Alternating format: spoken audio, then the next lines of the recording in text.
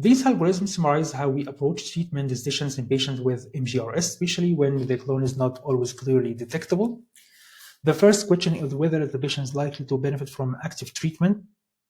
In general, clone-directed therapy should be considered if the patient has preserved kidney function, significant extrarenal involvement, or is being considered for kidney transplantation, as we mentioned before.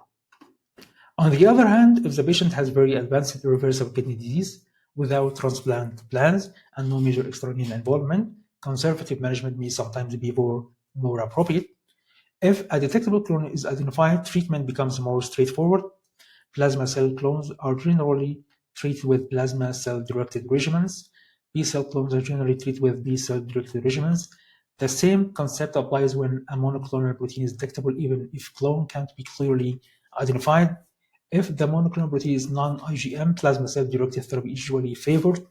If the monoclonal protein is IgM-related, B-cell-directed therapy is usually preferred. The more difficult situation is when there is no detectable clone and no detectable monoclonal protein.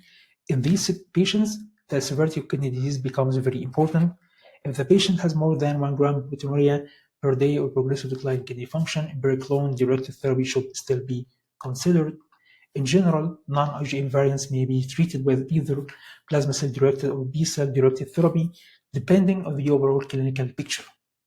IgM-related variants are more likely to benefit from B-cell-directed therapy. Light chain-only variants are more likely to respond to plasma cell-directed therapy. Immunomodulatory drugs may also be considered in some situations, especially when access to more specialized therapies is limited.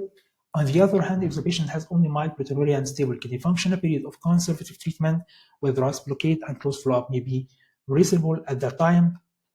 However, if the patient later develops worsening proteinuria or progressive decline in kidney function, then empiric clone-directed therapy should be considered. Across all of these different pathways, the overall treatment goals remain the same. We want to achieve at least a very good practical response, or VGPR, because this is strongly associated with the better long-term renal